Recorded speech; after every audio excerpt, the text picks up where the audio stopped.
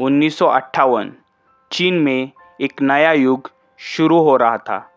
देश के नेता माओ जेडोंग एक महत्वाकांक्षी योजना पर काम कर रहे थे, ग्रेट लीप फॉरवर्ड। उनका सपना था कि चीन दुनिया की सबसे बड़ी कृषि और औद्योगिक शक्ति बने।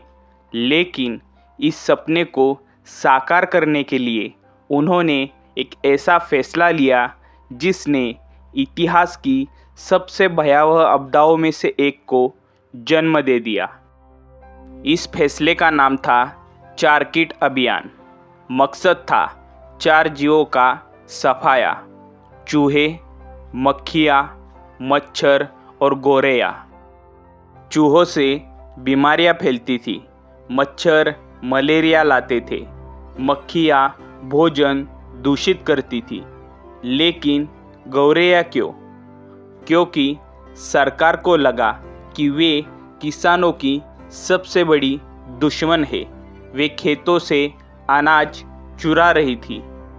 देश भर में अभियान छेड़ दिया गया। हर नागरिक से कहा गया कि वे गौरैया को मारे।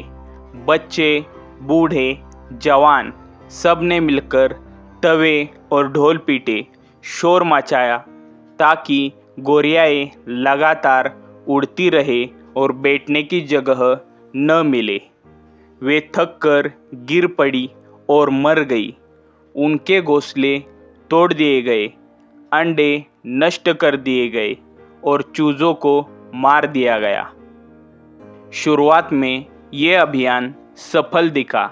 गौरैयाओं की संख्या कम हो गई, लेकिन तब एक और समस्या खड़ी हो गई। टिड्डियों की संख्या बढ़ गई।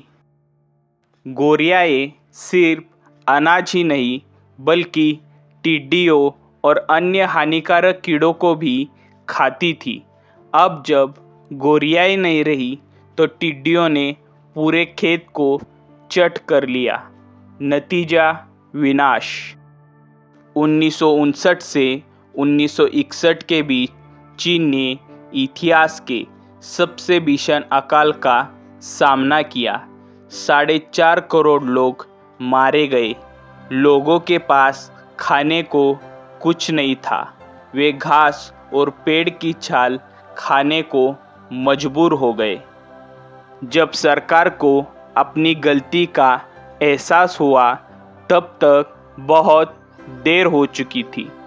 जल्दबाजी में उन्होंने गौरैया को बचाने की कोशिश की और उनकी जगह खटमलों को 4 किट अभियान में शामिल कर लिया। लेकिन जो नुकसान होना था वह हो चुका था।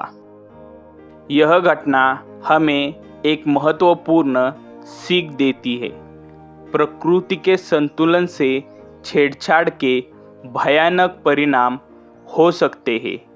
कभी कभी अच्छे इरादे भी विनाश का कारण बन सकते हैं। आज चीन ने अपनी गलतियों से सीखा है, लेकिन 4 किट अभियान हमेशा एक चेतावनी के रूप में याद किया जाएगा।